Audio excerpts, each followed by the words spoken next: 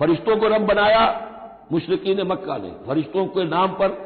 اپنی وہ مورتیاں انہوں نے بنائی، لات عزا منات، اور انہوں نے ایک نبی کو اپنا رب بنا دیا۔ ایامرکم بالکفر بعد اذ انتم مسلمون، تو کیا وہ ایسا بندہ اللہ کا جس کو اللہ نے نبوت سے سرفراز کیا ہو، کیا تمہیں وہ کفر کا حکم دے گا جبکہ تم مسلم ہو چکے ہو، تم نے فرما برداری اختیار کر لی ہے۔ وَإِذْ أَخَذَ اللَّهُ مِيثَاقَ النَّبِيِّينَ، اور یاد کرو جب کہ اللہ نے تمام انبیاء سے ایک عہد لیا تھا، لَمَا آتَيْتُكُم مِّن كِتَابٍ وَحِكْمَةٍ، جب بھی میں تمہیں دوں گا کتاب اپنی اور حکمت، ثُمَّ جَاءَكُمْ رَسُولٌ، پھر تمہارے پاس آئے کوئی اور رسول، نیا رسول، مُصَدِّقٌ لِّمَا مَعَكُمْ، جو کہ تمہارے ساتھ جو کچھ ہے اس کی تصدیق کرتے ہوئے آئے، لَتُؤْمِنُنَّ بِهِ وَلَتَنصُرُنَّهُ، تو تمہیں لازماً اس پر ایمان لانا ہوگا اور اس کی مدد کرنی ہوگی، کیونکہ انبیاء کا ایک سلسلہ چل رہا تھا، ہر نبی جو ہے آئندہ کی پیشن گوئی کر کے گیا ہے،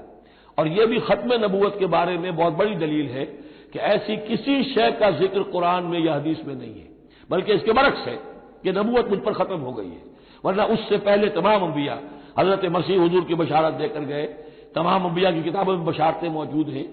اگر آپ انجیل پڑھیں برنباس کی تو اس میں تو کوئی صفحہ خالی نہیں ہے جس میں کہ حضور کی بشارت نہ ہو اور حضور کے بارے میں خوشخبری نہ ہو، لیکن یہ کہ وہ باقی انجیلوں میں سے نکال دیا گیا۔ قال اقررتم واخذتم علی ذلکم اسری، اللہ نے فرمایا تم نے اقرار کر لیا اے نبیوں۔ اب یہ کہاں کیا گیا؟ یہ عالم ارواح میں، تمام نبی ایک دفعہ تو جمع نہیں ہو سکتے تھے، عالم ارواح میں یہ عہد لیا گیا ہے، تم نے اس کو قبول کیا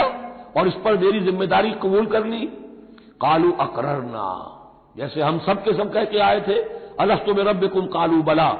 ایسے ہی جنہیں نبوت سے سرفراز ہونا تھا ان کی ارواح سے یہ اضافی جو ہے عہد لیا کہ اگر میں تمہیں نبی بنا کر بھیجوں گا، تمہارے بعد جو نبی آئے گا پھر تمہیں اپنے لوگوں کو یہ کہہ کر جانا ہے کہ بعد میں آنے والے کی مدد کرنا اور اس کی نصرت کرنا، اس پر ایمان لانا۔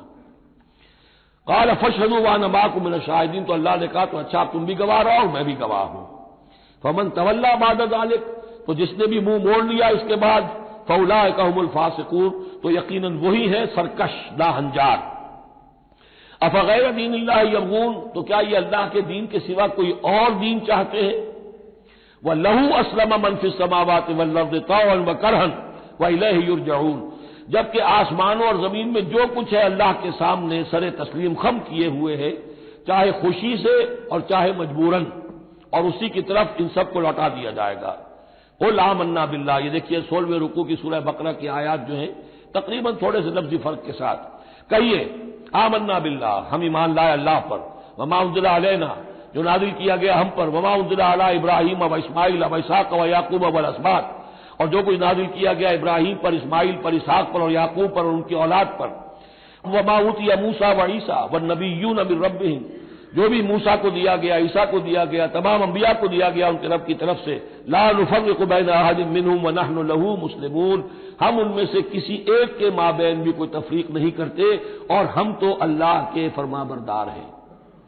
وَمَن يَبْتَغِ غَيْرَ الْإِسْلَامِ دِينًا فَلَن يُقْبَلَ مِنْهُ، جو کوئی اس اسلام کے سوا کوئی دین اختیار کرے گا اللہ اسے اس کی جانب سے قبول نہیں کرے گا۔ وَهُوَ فِي الْآخِرَةِ مِنَ الْخَاسِرِينَ، اور آخرت میں وہ پھر خسارے پانے والوں میں سے ہو کر رہے گا۔ كَيْفَ يَهْدِي اللَّهُ قَوْمًا كَفَرُوا بَعْدَ إِيمَانِهِمْ، کیسے ہدایت دے گا اللہ ان لوگوں کو جو ایمان کے بعد کافر ہو گئے؟ اس کا کیا مطلب ہے؟ یعنی ان کے دل ایمان لے آئے تھے، مان لیا تھا، حقیقت منکشف ہو گئی تھی، جیسے سورۃ النمل میں ہم پڑھیں گے وَجَحَدُوا بِهَا وَاسْتَيْقَنَتْهَا أَنفُسُهُمْ ظُلْمًا وَعُلُوًّا، انہوں نے انکار تو کیا لیکن ان کی جی نے، دل نے ان کے یقین کر لیا تھا کہ بات صحیح ہے۔ دل اقراری ہے، زبان انکاری ہے۔ زبان انکاری کیوں ہے؟ ظلمًا وعلوا،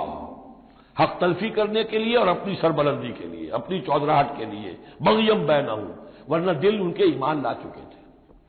تو کیف یہدی اللہ قوما کفروا بعد ایمانہم، کہ جب حق منکشف ہو گیا، دل نے گواہی دے دی کہ حق ہے، پھر بھی کفر کیا۔ وشہدوا ان الرسول حق، اور انہوں نے گواہی دی کہ رسول حق ہے، آپس میں باتیں کرتے تھے۔ چنانچہ روایت میں آتا ہے کہ جو علقمہ کے دو بیٹے جو ہیں ابو حارثہ اور کرز، جب یہ چلے تھے یمن سے نجران سے، تو کہیں ٹھوکر لگی کرز کے گھوڑے کو، تو اس نے کہا کہ سلامت،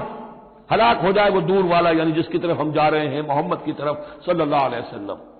اس پر بڑے بھائی نے کہا، ابو حارثہ نے، تعیست امک، تیری ماں ہلاک ہو جائے۔ اس نے کہا کیوں؟ میں نے تو محمد کو کہا تھا جو کچھ کہا تھا، تمہیں کیوں اس طرح برا لگا؟ انہوں نے کہا تمہیں معلوم نہیں ہے وہ وہی نبی ہیں، ہم پوری طرح جان چکے ہیں وہ وہی نبی ہیں، ان کی شان میں گستاخی نہیں کریں گے، پکڑے جائیں گے ہم، وہ نبی ہیں اور وہی ہیں جن کے ہم منتظر تھے۔ انہوں نے کہا پھر مانتے کیوں نہیں؟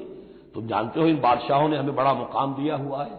رومن امپائر کے تحت تھے یہ لوگ اور مصر کی حکومت کے، اور انہوں نے ہمیں مقام دے رکھا ہے، ہمیں دولت دی ہے، ہمیں مال دیا ہے، ہمیں حیثیت دی ہے، مراتب دیے ہیں، اگر ہم نے محمد کو مان لیا تو سب چھن جائیں گے۔